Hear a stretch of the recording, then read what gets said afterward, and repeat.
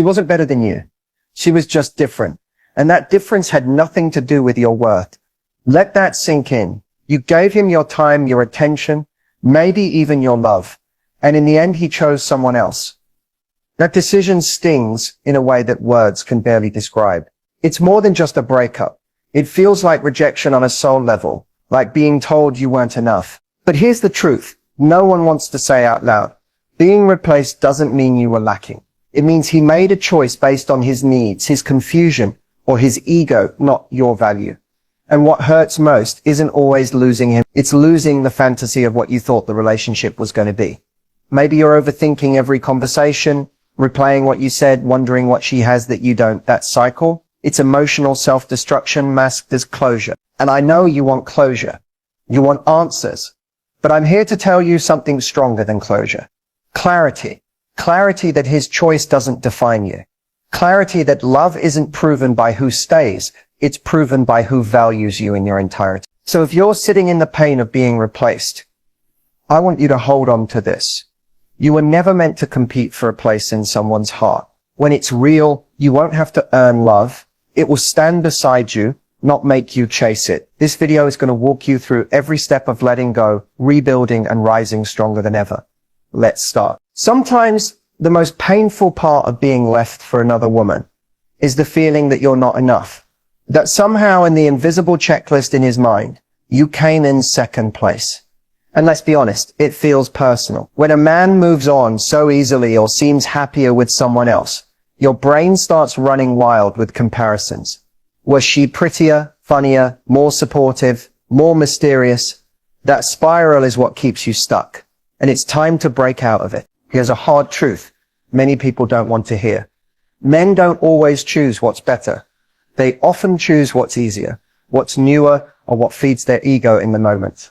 Sometimes they choose someone who doesn't challenge them. Someone who hasn't seen their flaws yet. Someone who gives them a temporary high instead of long-term depth. That's not love. That's escapism. And when you realize that, you stop asking, what did she have that I didn't? And start asking, why was he even an option? He might have chosen her because she didn't demand growth the way you did. She tolerated behavior you were starting to question because you were evolving, setting standards, and he wasn't ready to meet them. And the truth is, some men don't want to be called higher. They want to stay comfortable. So they seek someone who lets them stay small. That doesn't make her the winner and you the loser. That makes him someone who chose the path of least resistance. This is the part that hurts but frees you. He saw who you were becoming, and he chose to walk away. Not because you weren't enough, but because you were becoming too much for the version of him that refused to grow. That is not a reflection of your worth. It's a reflection of his fear. Another truth, sometimes men choose chaos because peace scares them. When you're secure, consistent, and self-aware, it can feel unfamiliar, even threatening to someone who's used to dysfunction.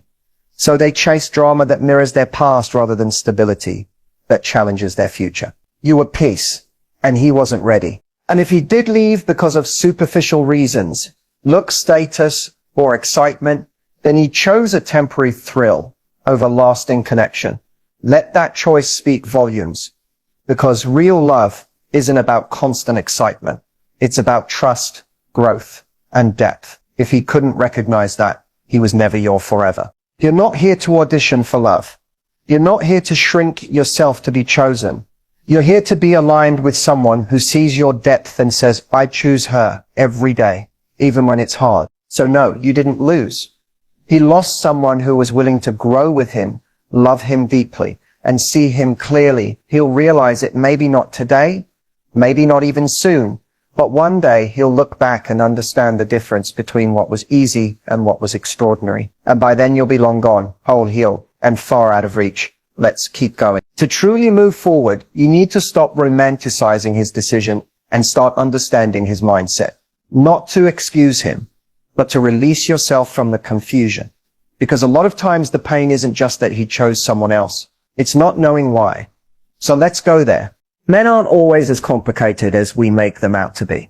Many times they operate from ego, not emotion, from impulse, not intention. When he chose another woman, it probably wasn't some deep, well thought out decision. it was likely driven by one or more of the following: convenience, validation, timing, or a desire to escape emotional responsibility. A man will often choose what reflects how he feels about himself, not how he feels about you. That means if he's insecure, emotionally unavailable, or afraid of vulnerability, he's likely going to seek someone who doesn't require emotional depth, someone he can impress without exposing his flaws, someone who accepts the version of him that he feels comfortable being, not necessarily the one who pushes him to grow. You may have offered real connection, but real connection demands honesty, growth, and accountability. If he wasn't ready to face those things, your presence would feel too intense, not because you were wrong, but because he wasn't ready for right. Sometimes men chase admiration over authenticity. And if you started to see through his patterns, if you stopped putting him on a pedestal, if you held him to higher standards, that probably triggered something in him. Instead of rising to meet you there, he ran to someone who still sees the version of him that feels easier to maintain. Another layer to this: men often fear what they can't control. If you have a strong mind, if you know who you are, if you don't need him to validate your worth, that can be deeply intimidating. Not because you're doing something wrong, but because he doesn't know how to lead or love a woman who isn't dependent on him. So he goes where he feels more powerful, where he can feel needed, even if it's not real connection. So understand this: his mindset wasn't about choosing someone better. It was about choosing what he could handle, what his self-awareness, maturity, and emotional intelligence allowed him to choose at the time. That's why closure doesn't come from his explanation. It comes from your clarity. It's also possible that he didn't know what he wanted. Some men enter relationships hoping you will give them clarity. They get involved, hoping the feelings will grow, hoping the timing will magically work, hoping you'll fix something broken inside of them. But when things get real and it doesn't instantly click or stay exciting, they start to pull away. Not because you did anything wrong, but because they never had a clear direction in the first place. Because when you realize he chose based on his capacity, not your worth, you stop blaming yourself. You stop chasing answers and you start healing for real. Let's keep going. It gets better from here. Let's stop sugarcoating and dig into the real reasons he chose another woman. Not the ones you tell yourself to feel better, and not the ones he told you to soften the blow. The real ones, the kind that sting a little, but also set you free. One of the most common reasons a man chooses someone else is emotional immaturity. He may have been attracted to you, enjoyed your company, maybe even loved you in his own way. But love without maturity is chaos. When a man hasn't done the inner work, love feels overwhelming. Responsibility feels like pressure. Intimacy feels like exposure. So what does he do? He runs towards something that feels easier, lighter, less demanding. Someone who doesn't require depth, presence, or growth. Here's the hard part. He might have chosen her because he didn't want to rise to the level you required. You challenged him in ways he wasn't ready for. Emotionally, mentally, spiritually. That doesn't mean you were too much. It means he was unprepared. And instead of confronting that discomfort, he looked for comfort elsewhere. We often assume he left because we lacked something. The truth? You may have had too much of what he couldn't handle. Self-respect, boundaries, emotional depth, honesty, vision. Another reason, validation seeking. Some men chase the feeling of being wanted more than they chase real connection. He might have met her at a time when his ego was bruised. Maybe things weren't going smoothly with you. Maybe he felt you were pulling away, setting standards, making him uncomfortable. Then she showed up, new, fresh, curious, unaware of his flaws. He didn't choose love. He chose ego repair. He chose to feel like a man again, even if it meant abandoning something real. Then there's timing, but not in the way most people think. Wrong time is often a polite excuse. What it usually means is, I'm not willing to become who I need to be to meet you here. And sometimes a man will subconsciously sabotage the relationship just to avoid stepping into the discomfort of growth. He'll choose the path of least resistance and justify it by saying things like, it just wasn't working, or I didn't feel the spark anymore. But behind those words is a deeper truth. He wasn't ready for you. Let's also talk about control and power dynamics. When a man doesn't feel in control with you, When he senses that you're independent, emotionally stable, and capable without him, it can shake him. Some men crave the upper hand. If he felt like he couldn't lead you, influence you, or have emotional leverage, he may have sought out someone who gave him that illusion, not because it's love, but because it feeds the part of him that's afraid of feeling powerless. There's also the uncomfortable truth that some men confuse chemistry with compatibility. He might have had intense passion with her, maybe even chaos that felt thrilling, and because he hasn't matured emotionally, he mistook that for love. He didn't choose stability, respect, or connection. He's adrenaline, lust, the high that always crashes. And lastly, maybe he didn't know what he wanted, but she did. She might have pursued him, flattered him, or made him feel chosen. In his confusion, he mistook that certainty as a sign. But here's what he'll eventually learn.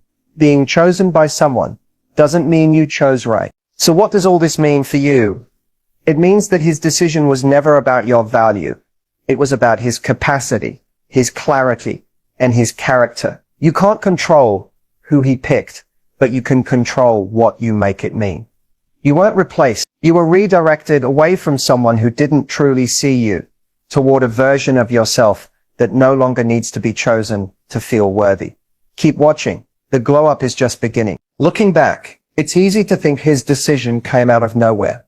But if you're honest with yourself, really honest, there were signs, subtle at first, easy to brush off, often disguised as mood swings, bad days, or miscommunication.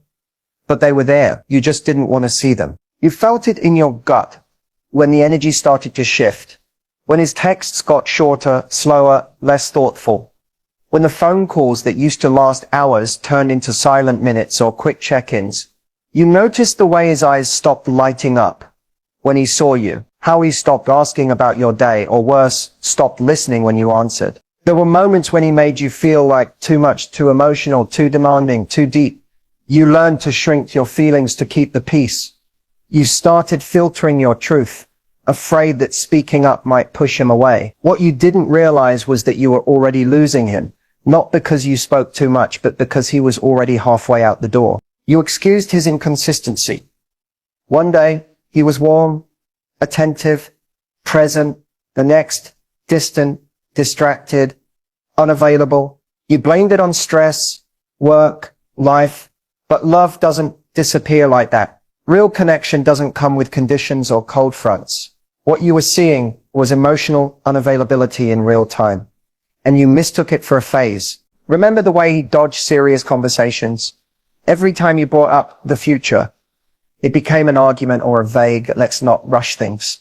He was keeping you close enough to benefit from your presence, but distant enough to avoid accountability. You mistook that in-between space as potential, when it was really emotional limbo. Then there were the microaggressions, the subtle jabs at your confidence, the comments that made you question your worth.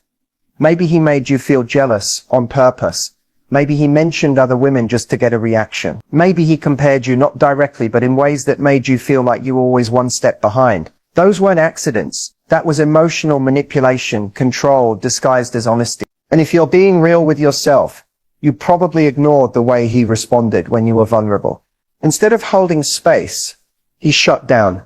Instead of showing empathy, he rolled his eyes, changed the subject, or made it about him. You started to believe that maybe you were asking for too much when all you wanted was to be heard. You may have even felt the fear in his silence, that intuitive knowing that something wasn't right, that he was drifting, that his heart wasn't in it anymore. But you loved him so much. You chose denial. You convinced yourself that if you just tried harder, gave more, or held on tighter, you could fix it. That's not weakness, that's hope. But hope without boundaries becomes self-betrayal. And let's not forget the most painful sign of all. You were the only one trying. You were the emotional anchor, the communicator, the peacemaker. You carried the weight of the relationship while he coasted. That imbalance was not love.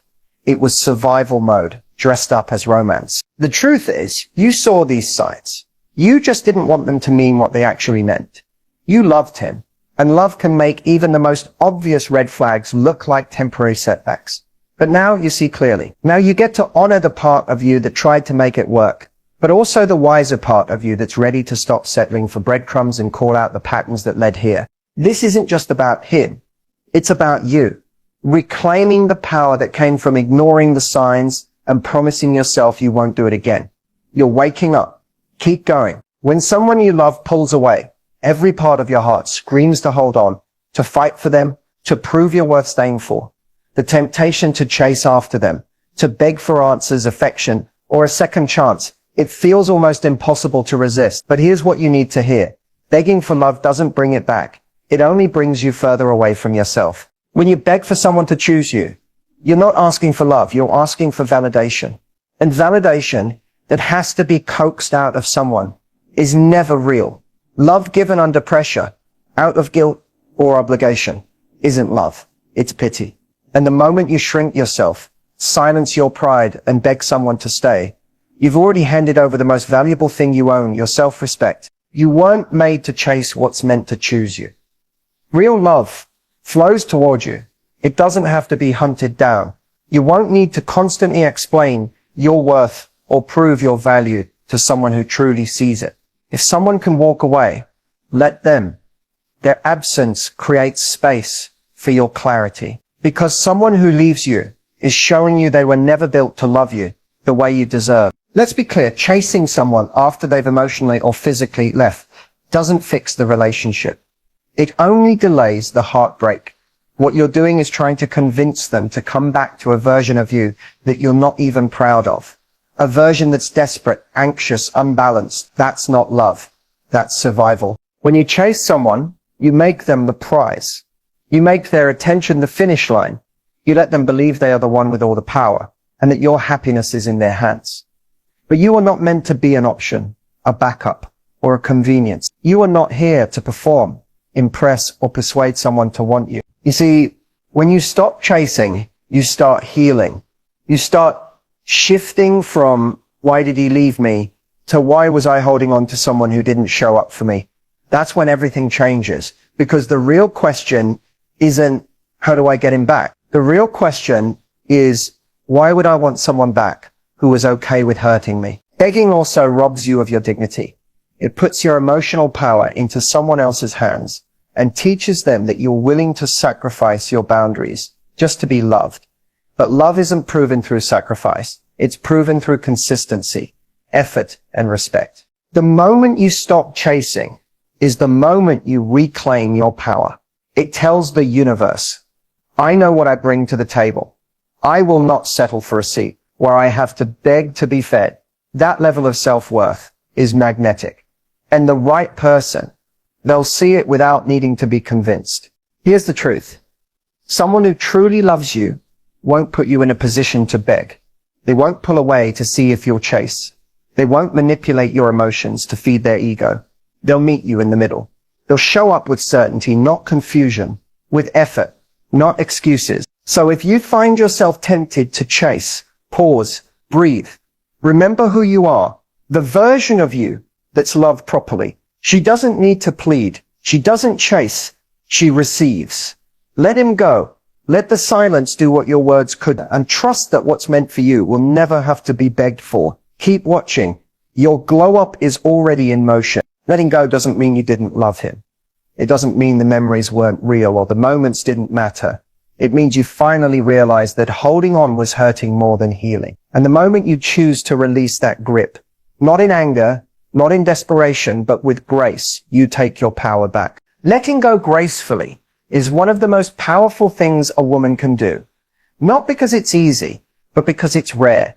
Most people hold on out of fear of being alone, fear of starting over, fear that they won't find something better. But grace says, even if this hurts, I trust myself enough to walk away with my head high and my heart open. You see, there's a difference between walking away in pain and walking away in power. When you let go with grace, you're not pretending it didn't hurt.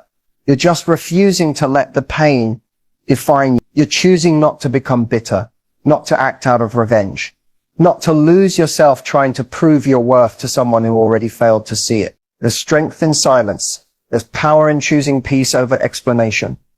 Sometimes the most impactful thing you can say is nothing at all. Not every goodbye needs to be loud. Not every heartbreak needs to be dramatized. When you